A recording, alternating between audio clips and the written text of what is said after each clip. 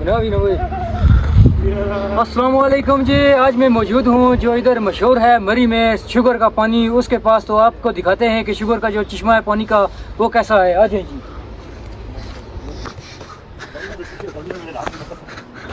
ये आप देख सकते हैं जी, ये वो चश्मा है जिधर से लोग, मशहूर है कि इधर से लोग जो है पीते हैं पानी शुगर का और उनको जो है इलाज मिलता है। ये आप देख सकते हैं जी।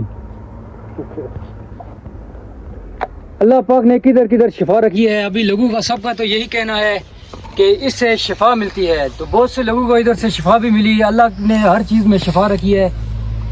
ये आप देख सकते हैं इस वक्त। तो इसका मैं रास्ता भी आपको बताऊंगा कि अगर आप आते हैं तो बुस्ताल मोड़ से आपको ऊपर आना पड़ेगा। कहीं से भी आप आ जाएँ, बुस्ताल मोड़ से ऊपर आएंगे तो बुस्ताल से 1 किलोमीटर ऊपर आपको ये चश्मा, जिसको शुगर का पानी का चश्मा कहा जाता है, वो इस नाम से मशहूर है।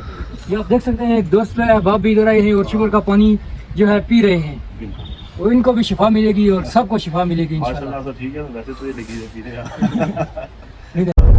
तो ये बुस्ताल मोड़ से जो ऊपर की तरफ रोड जाती है, इस रोड के ऊपर आप अगर जाएंगे तो 1 किलोमीटर ऊपर आपको ये चश्मा जो है मिल जाएगा।